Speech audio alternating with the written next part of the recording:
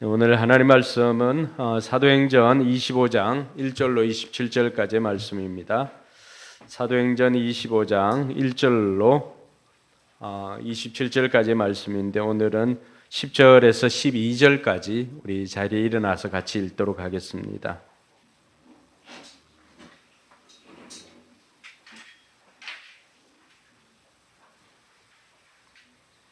사도행전 25장 10절에서 12절까지 같이 읽습니다.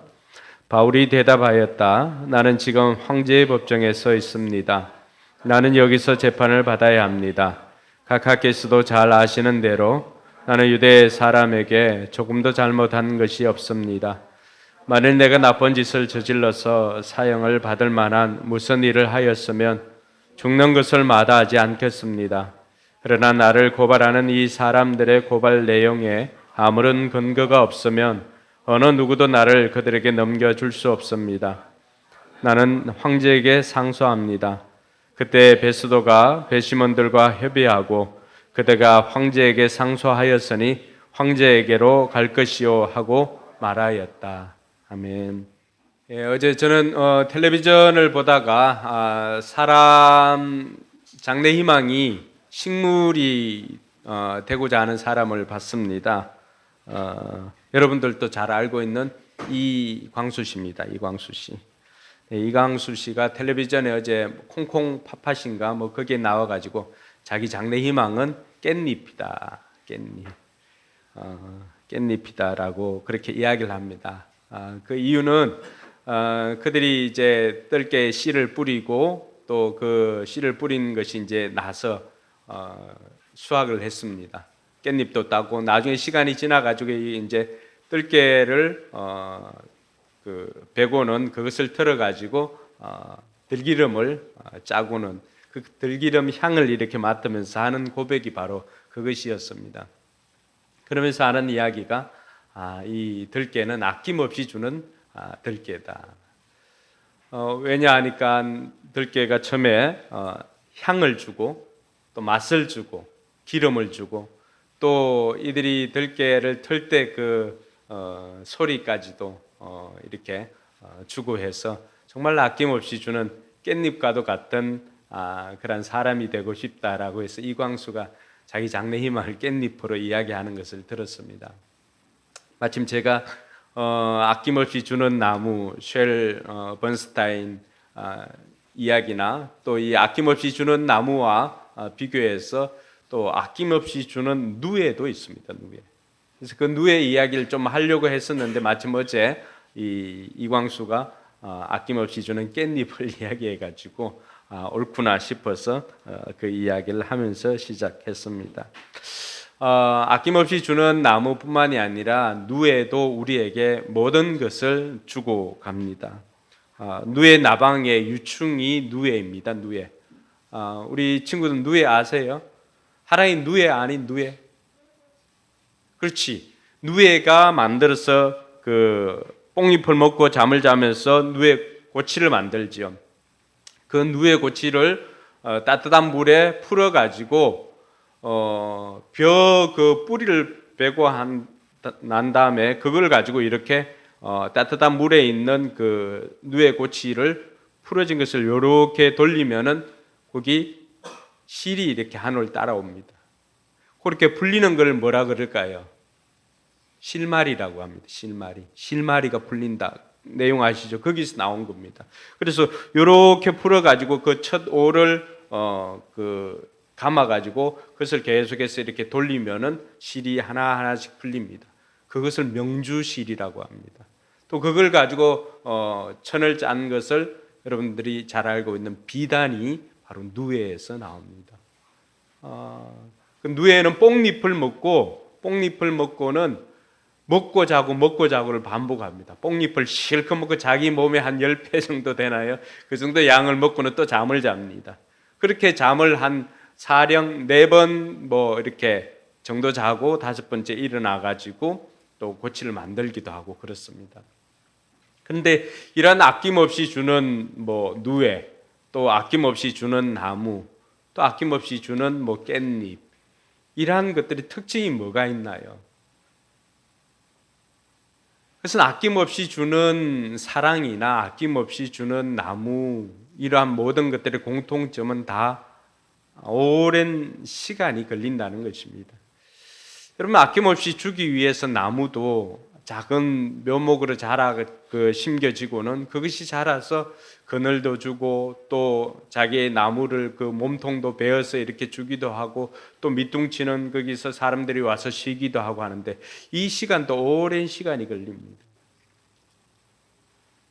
누에도 마찬가지죠. 누에도 오랜 시간이 걸려서 우리에게 그런 비단을 주기도 하고 여러 가지 좋은 것을 줍니다. 깻잎도 마찬가지죠. 그 씨가 뿌려지고 난 다음에 그 씨가 자라고 또 그것을 또 털 때까지는 오랜 시간이 걸리는 것입니다. 그래서 이러한 모든 것들에게는 아낌없이 주기 위해서는 기다림이 필요하다라고 하는 것입니다.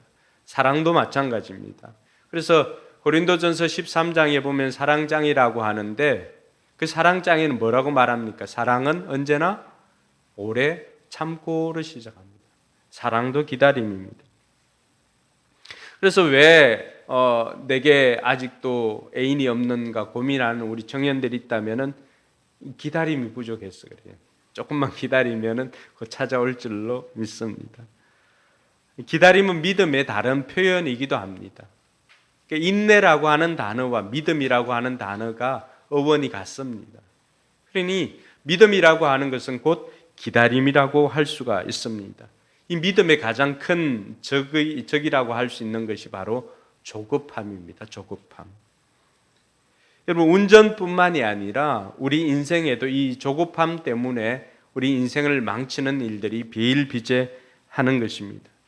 성경에도 마찬가지죠. 성경에도 우리가 알고 있는 그 창세기 스토리를 보면은 기다리면 이삭이 되지만 조급하면 뭐가 됩니까? 이스마엘이 됩니다. 하나님께서 약속해 주었던 그 약속을 믿질 못하고 조급함에 나온 아이가 바로 이스마엘이고요. 끝까지 기다려서 하나님께서 원하시는, 하나님께서 주시고자 했던 그 아이를 받은 것이 바로 이삭이었습니다. 믿음의 조상인 아브라함도 이런 조급함으로 인해서 지금까지도 그 후손들이 대결을 벌이고 지금까지도 그 후손들이 전쟁을 하고 이런 상황이 도달했다고 한다면은 오늘 한낱 범인으로 살아가는 저와 여러분들에게도 마찬가지일 것입니다. 우리 인생에도 내가 인내하지 못하고 기다리지 못하고 조급함으로 인해서 그르친 일들이 우리에게도 많이 있을 줄로 압니다. 여러분, 이 조급함은 어디에서 나올까요? 조급함은 대부분 빨리 결과를 내야만 하는, 빨리 결과를 내고자 하는 욕심에서 비롯한 것이 이 조급함입니다. 근데 성경은 우리에게 결코 조급하라고 가르쳐 주질 않습니다. 왜냐하면 하나님은 결코 조급한 분이 아니시기 때문입니다. 여러분, 모세는 한창 이제 이집트의 왕자로 있을 때 자기의 동족들을 구하고자 하는 마음과 또 열정이 있었습니다. 그래서 나가서 보니까 자기 동족이 괴롭힘을 당하는 것을 보고 그 이집트 병사를 죽여버립니다. 그 조급함으로 인하여서 그는 민족의 구원자가 아니라 또 살인자로, 도피자로 40년을 살아가게 되는 것입니다. 하나님께서는 그러한 민족을 구하고자 하는 열망이 있었던 모세를 그 40살에 사용한 것이 아니라 40년이 또 지나고 나서야 80이 되었어야 하나님께서 그 모세를 불러다가 이스라엘의 구원자로 사용했다라고 하는 것입니다. 하나님께서 아브라함에게 주신 약속이 있습니다. 하늘을 바라보라고 하면서 그 하늘에 떠 있는 별들을 헤아릴 수 없을 정도로 많은 별들을 보여주면서 실제로 이스라엘에 가보면 별이 많습니다. 언젠가 여러분들과 함께 성지순례할 수 있는 그러한 은혜가 있기를 바랍니다. 그곳에 가면은 무수히 많은 별을 볼 수가 있습니다. 그 별을 보면서 내 자손이 이와 같을 것이다 라고 약속해 주었습니다. 바다의 모래를 보면서 네 자손이 이와 같을 것이다 라고 말해 주었습니다. 그럼에도 불구하고 아브라함이 하나님께서 약속해 주신 그 아이를 받을 때까지는 무려 100살이 되었어야 첫 아이를 얻게 되었던 것입니다. 그럼 다윗에게 하나님께서 사무엘 선지자를 통해서 하나님께서는 다윗을 이스라엘 왕으로 기름 부어 주었습니다. 그렇게 기름 부어 주었지만은 다윗이 바로 왕으로서 그 역할을 감당했습니까? 그렇지 않습니다. 오랜 기간 사울에게 쫓기고 하여서 나중에서야 시간이 많이 지나고 난 다음에 다윗이 이스라엘을 다스리는 왕으로 설 수가 있었던 것입니다.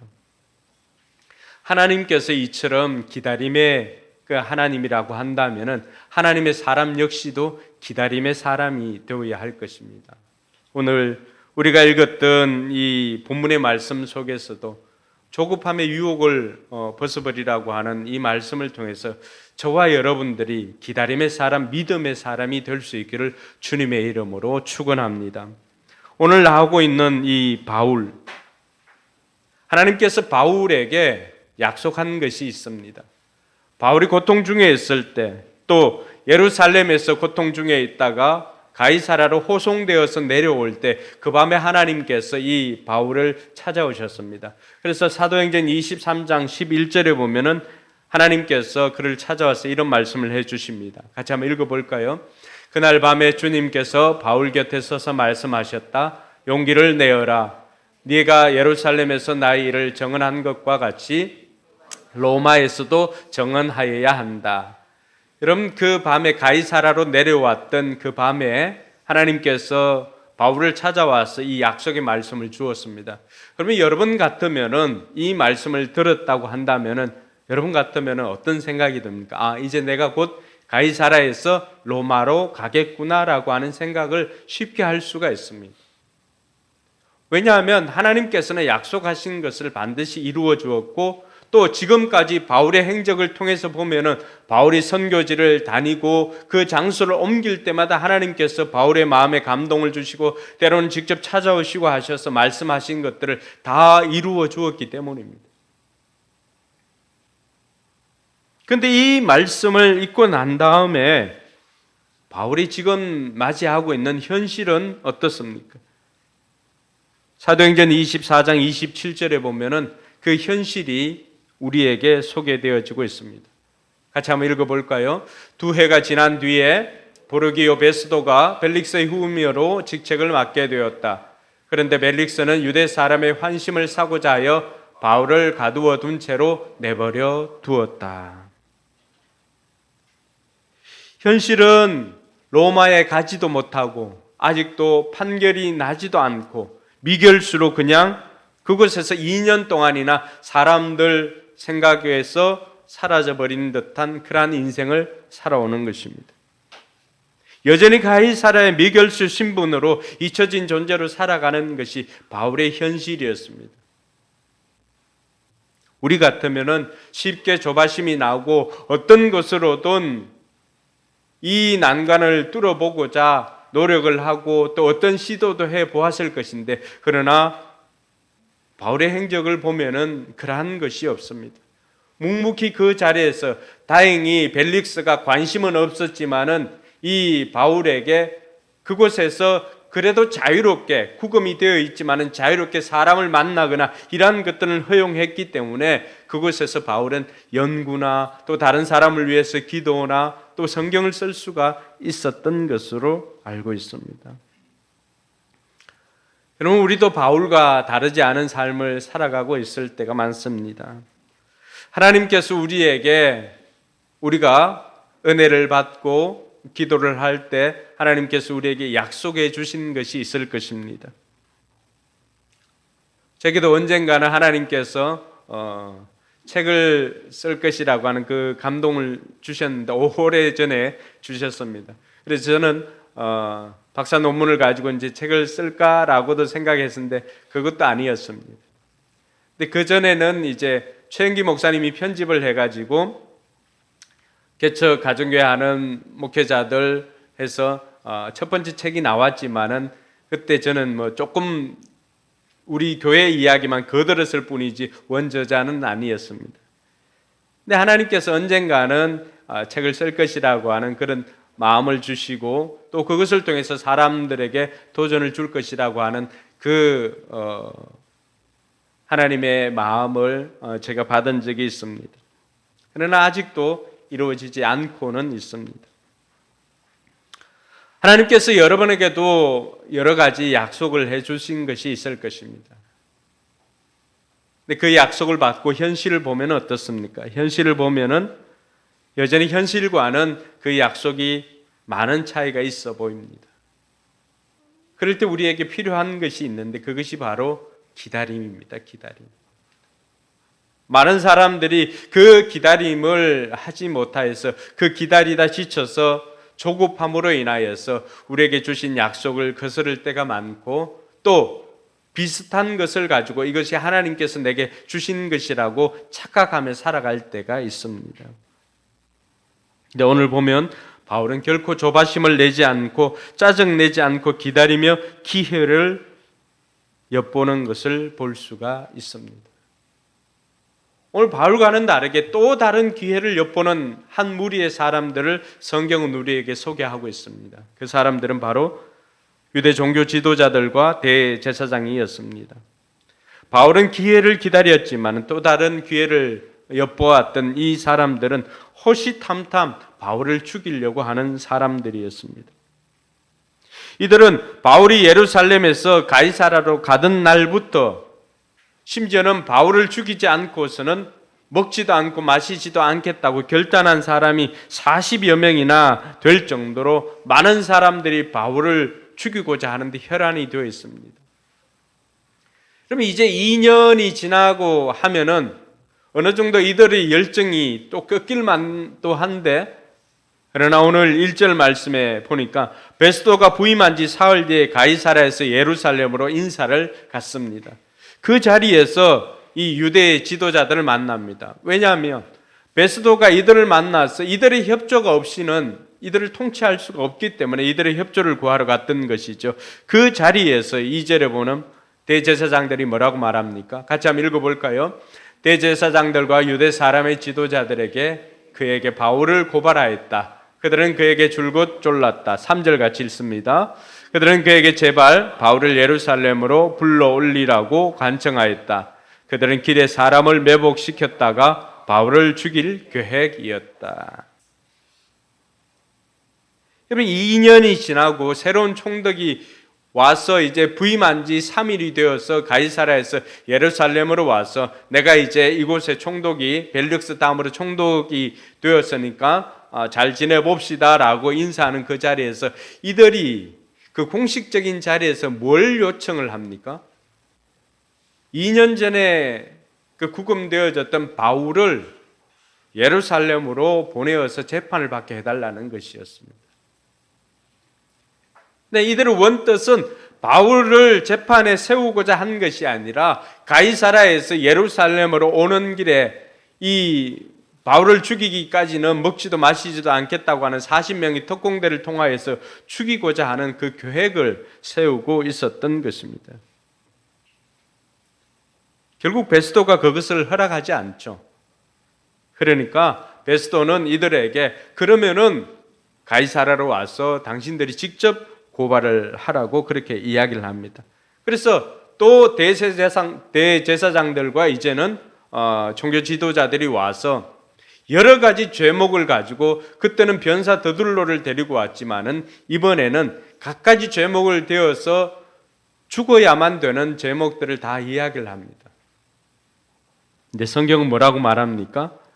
여러 가지 무거운 죄목을 걸어서 고발하였으나 증거를 대지 못하였다. 증거를 대지 못하였다. 이들은 2년의 시간이 지났음에도 불구하고 바울에 대한 그 어떠한 증거도 잡을 수가 없었던 것입니다. 이들은 마음만 조급했다라고 하는 것을 알 수가 있습니다. 여러분들이 어떤 일을 이루기 위해서는 그 조급함만 가지고서는 할 수가 없습니다. 그래서 우리 속담에도 아무리 바빠도 바늘 그 허리에 묶어서 사용하지 못한다는 말이 있습니다. 너무 급하니까 바늘귀에 실을 끼워서 사용하는 것이 아니라 바늘 허리에 묶어가지고 이렇게 꿰어 보려고 해도 결코 그 바늘을 실을 사용할 수가 없다라고 하는 내용입니다. 마찬가지입니다. 이들이 2년의 시간이 있었음에도 불구하고 이들은 마음만 바빴지 어떤 증거나 자신들에게 유리한 것들을 만들 수가 없었습니다. 물론 바울이 그러한 죄를 짓지 않았기 때문일 수도 있겠지만, 그러나 조금이라도 바울에게 불리한 것들을 증거를 제시하였다면 이들 사이에는 그것만으로도 바울을 죽일 수 있는 충분한 조건이 되었을 것입니다. 그러나 그럼에도 불구하고 그 조급함 때문에 결코 그러한 증거를 만들지 못했던 것입니다. 오늘 저와 여러분들이 어떤 일을 이룰 때도 마찬가지입니다. 우리의 꿈이 있고 우리가 이루고자 하는 일이 있는데 그 일을 위해서 우리가 얼마나 노력을 하고 있는지, 또 얼마나 기다리면서 그것을 이루고자 하는 시도를 하고 있는지 다시금 돌아보아야 할 것입니다. 조급함은 우리 인생을 망치는 것이기 때문입니다. 이들의 변론에 바울이 이제 변론에 나섰습니다.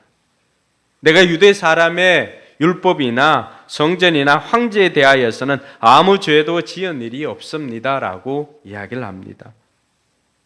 그래도 베소도가 이 유대인들에 대한 환심을 사고자, 그러면은 당신이 죄가 없다고 하면은 그럼 예루살렘에 올라가서 재판을 한번 받아보겠느냐라고 이야기를 합니다. 그 긴박한 순간에 바울이 섣불리 그 일에 내가 죄가 없기 때문에 조급한 마음에 이 일이 빨리 끝나면 좋겠다라고 하는 그 조급한 마음에 좋소, 내가 예루살렘이라도 가서 나의 무죄를 증명하겠소라고 했다라고 한다면은 이것은 덜컥 미끼에 걸리는 것이 됩니다. 그 순간에 그동안 기다려왔던 바울에게 하나님께서 지혜를 주십니다. 베스도가 유대 사람의 환심을 사려고 예루살렘에 가서 재판을 받으려고 하니까 바울은 오히려 나는 가이사의 법정에, 황제의 법정에 서겠노라고 그렇게 말을 합니다. 그것이 오늘 저와 여러분들이 읽었던 본문입니다. 그러니까 12절에 보니까 그때에 베스도가 배심원들과 협의하고 그대가 황제에게 상소하였으니 황제에게로 갈 것이요 하고 말하였다라고 말합니다. 하나님께서 바울을 찾아와서 2년 전에 이야기해 주었던 그 약속의 말씀이 이방 총독을 통하여서 그 입을 통하여서 이제 실현될 즈음에 와 있다라고 하는 것입니다. 바울이 섣불리 조급함으로 인하여서 다른 선택을 하였거나 이렇게 하였다면 결코 이 이야기를 들을 수가 없었을 것입니다. 그 기다림의 결과 그는 하나님께서 그에게 약속해 주었던 로마에 가서도 하나님을 증언하는 일을 할 수가 있게 된 것입니다. 할렐루야. 그러므로 이 기다림이야말로 믿음의 실력인 것을 우리가 알게 되는 것입니다. 그런데 어느 날 그곳에 아그리빠 왕과 버니게가 찾아왔습니다. 그러니까 아그리빠 왕과 버니게가 찾아와가지고 그들과 함께 지낼 때 오랜 시간 지내다 보니까 이 베스도가 아그리빠 왕에게 바울에 대한 이야기를 합니다. 벨릭스가 잡아놓았던 벨릭스의 아내 드루실라와 버니게는 자매간입니다. 그리고 이들을 심판하고자 했던 이 아그리빠 왕은 아그리빠 2세로서 헤롯 왕의 손자입니다. 실제로 이 아그리빠 왕과 버니게는 다른 사람과 결혼했다가 지금 집으로 돌아와가지고 이혼을 하고는 돌아와서 아그리빠 왕과 같이 지내고 있는데 이들은 엄밀히 이야기하면 남매가 아닙니다. 그러니까 이들이 이런 신분을 가지고 누가 누구를 심판을 합니까? 그런데 이들의 모습을 한번 보십시오. 이들이 위엄을 갖추고는 며칠 뒤에 아그리빠 왕과 버니게가 왔을 때 이야기를 하니까 아그리빠와 버니게가 23절에 보니까 위엄을 갖추고 나와서 고급 장교들과 그 도시의 요인들과 함께 신문 장소로 들어갔다. 그리고 베스도의 명령으로 바울을 끌어냈다. 그들이 추악한 모습을 위엄으로 감추고 있는 이 실상을 여러분들도 보고 있는 것입니다.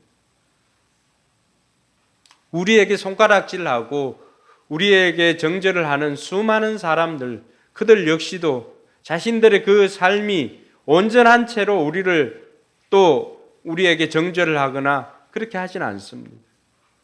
온갖 것으로 그들의 죄악들을 가리면서 우리를 판단하고 있는 것을 우리는 볼 수가 있습니다.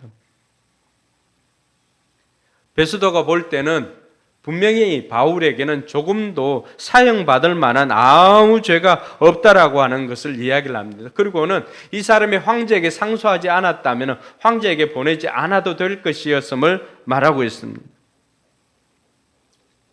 바울은 처음부터 끝까지 예수가 다시 살아났다라고 하는 그 내용 때문에 지금 재판을 받고 있노라고 이 아그리빠 왕에게 이야기를 하고 있습니다. 그 아그리빠 왕에게 변론하는 내용은 우리가 다음 주에 한번 살펴보도록 하겠습니다. 중요한 것은 오늘 바울을 제외한 모든 사람들은 이 일을 빨리 끝내려고 하는 그 조급함 때문에 계속해서 그 조급함으로 인하여서 무리수를 두고 있는 것을 볼 수가 있습니다. 그런데 한 사람 바울만큼은 그 폭풍치는 그런 바다와 같은 상황에서 유유자적하게 홀로 평안한 가운데 있는 것을 보게 되는 것입니다. 사랑하는 성도 여러분, 저와 여러분들도 이 바울처럼 조급함에서 벗어나서 기다림의 사람이 될 수 있기를 주님의 이름으로 축원합니다. 그러면 우리가 어떻게 하면은 이러한 조급함의 유혹에서 벗어나서 기다림의 사람이 될 수가 있을까? 그 첫 번째는 약속을 믿어야 하는 것입니다. 여러분, 바울 마음속에 계속해서 간직하고 있는 것이 무엇입니까? 하나님께서 해주신 약속입니다. 23장 11절에 아까 우리가 읽었던 말씀처럼 네가 여기에서도 그동안의 정인의 삶을 살아왔지만은 너는 로마에 가서도 정인의 삶을 살 것이다 라고 하는 그 약속을 붙잡게 됩니다. 약속을 붙잡으니까 그는 매일매일 로마로 갈 것을 생각하였지만은 그가 로마로 가기 위해서 어떤 것을 행하지는 않습니다. 오랜 시간 기다려오고 이제 때가 되었다고 생각하니까 로마 황제 가이사에게 상소함으로 말미암아 그가 로마에 가게 된 것입니다. 여러분, 아브라함도 마찬가지였습니다. 물론 중간에 조급함으로 인하여서 그때는 그 아브라함의 조급함보다는 사라의 조급함이 더 컸을 것이라고 생각을 합니다. 본토 친척 아비 집을 떠나라고 하였을 때 네가 복이 될 것이다 라고 하는 그 약속의 말씀을 붙잡고 나아갔습니다. 그러나 정작 약속의 말씀은 받았지만 어디로 갈지는 알지 못하였습니다. 그렇지만 그는 약속의 말씀을 붙잡고 떠났을 때 하나님께서 그 인생의 그 마음에 하나님께서 갈 바를 알게 해 주셨다라고 하는 것입니다. 훗날 하늘의 별처럼 바다의 모래처럼 내 자손이 많아질 것이다 라고 하는 그 약속의 말씀도 마찬가지입니다. 여러분, 아브라함이 그 약속에서 흔들릴 때마다 하나님께서 하신 일이 있습니다. 그래서 아브라함에게 찾아와서 계속해서 이 약속을 상기시켜 주었던 것입니다. 오늘 저와 여러분들도 조급함의 유혹에서 벗어날 수 있는 길은 바로 하나님의 약속을 붙잡는 것입니다. 할렐루야. 그 약속을 붙잡을 때 비록 현실은 그 약속과는 거리가 멀다 할지라도 그러나 그 일을 행하실 그 하나님을 기대하면서 우리가 약속을 붙잡고 나아가는 기다림의 사람 되기를 주님의 이름으로 축원합니다. 둘째로 우리가 조급함에서 벗어날 수 있는 것은 약속을 믿는 것뿐만이 아니라 약속은 약속한 일을 믿는 것입니다. 지금 바울에게 약속하신 분이 누굽니까? 하나님께서 바울을 찾아와서 약속해 주신 것이 아닙니까? 바울은 지금까지 하나님과의 관계에서 단 한 번도 그분이 약속을 어긴 것을 보지를 못했습니다. 바울은 하나님의 신실하심을 믿었습니다. 그가 어떤 상황에 처해 있을 때에도 하나님께서는 그가 죽을 위기에서도 그를 살리시고 그에게 약속하신 것은 반드시 지키게 하셨습니다. 유럽에서 복음을 전할 때도 마찬가지였고 유럽에서 아시아로 넘어가는 그 길에 아시아로 들어가서 복음을 전할 때도 마찬가지였습니다. 하나님께서는 바울에게 하신 약속을 반드시 지키시는 신실하신 하나님이었기 때문에 바울은 오늘도 그 약속을 붙잡고 기다릴 수가 있었던 것입니다. 사랑하는 성도 여러분, 바울에게 약속하신 분이 바로 저와 여러분들에게 약속하신 신실하신 하나님이십니다. 우리가 하나님을 찬양할 때 어떻게 합니까? 신실하신 하나님, 신실하신 하나님. 그 신실하다라고 하는 단어를 풀어서면 뭡니까? 믿음직한 하나님. 지금까지 단 한 번도 약속하신 것을 바꾸신 적이 없는, 반드시 약속하신 것을 이루어 주시는 신실하신 하나님이라고 오고 오는 수많은 사람들이 하나님의 이름을 찬양하지 않았습니까? 여러분, 그들이 하나님의 이름을 신실하신 하나님으로 찬양할 수 있었던 것은 무엇이었을까요? 그것은 그들의 삶에도 하나님께서는 성경에 약속한 것처럼 그들의 삶에도 하나님은 약속하신 것을 반드시 이루어 주었기 때문에 그들이 가사에다가 그 고백을 담을 수 있지 않았겠습니까? 사랑하는 성도 여러분, 하나님께서는 저와 여러분들에게도 약속하시고 그 약속을 이루어 가시는 분은 우리 하나님이심을 믿으시기 바랍니다. 그래서 바울은 앞서 로마서 8장 28절에 뭐라고 말합니까? 하나님을 사랑하는 사람들 곧 하나님의 뜻대로 부르심을 받은 사람들에게는 모든 일이 서로 협력해서 선을 이룬다는 것을 우리는 압니다. 합력하여서 선을 이루시는 하나님이십니다. 이 선이라고 하는 것은 우리의 기준이 아니라 하나님의 기준입니다. 약속하신 것을 반드시 이루어 가시는 그 하나님께서 저와 여러분들에게도 약속하신 것을 하나님이 이루어 가실 줄 믿으시기 바랍니다. 그러므로 저와 여러분들이 이 약속하신 분을 믿을 때 저와 여러분들 역시도 기다림의 사람, 믿음의 사람이 될 수 있는 것입니다. 마지막으로는 약속한 기도 시간을 지켜야 하는 것입니다. 우리가 조급함에서 벗어날 수 있는 길은 두 가지는 하나님에 대한 믿음이 필요한 것이고 한 가지는 우리가 그 믿음에 반응해서 기도하는 것입니다. 여러분, 조급할 때 가장 많이 희생되는 것이 무엇입니까? 조급할 때 가장 많이 희생되는 것이 기도 시간입니다. 해야 할 일이 많아서 조급해질 때, 바쁠 때 가장 많이 희생되는 것이 무엇일까요? 바로 기도 시간입니다. 여러분, 삶을 한번 돌아보시기 바랍니다. 2023년도도 바쁘게 지나왔을 것입니다. 그 바쁨 가운데 여러분들에게서 가장 많이 희생된 것은 무엇입니까? 여러분은 물질이 아닙니다. 여러분의 기도 시간입니다.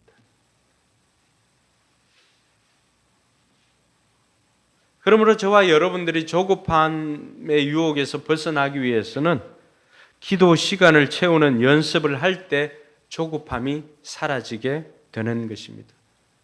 우린 조급해 할 뿐이지 마음만 급하고 할 뿐이지 결코 그 시간을 앉아서 기도로 하나님 앞에 구하지를 않습니다. 조급함이 사라지면 우리는 하나님의 때를 기다릴 줄 알게 됩니다.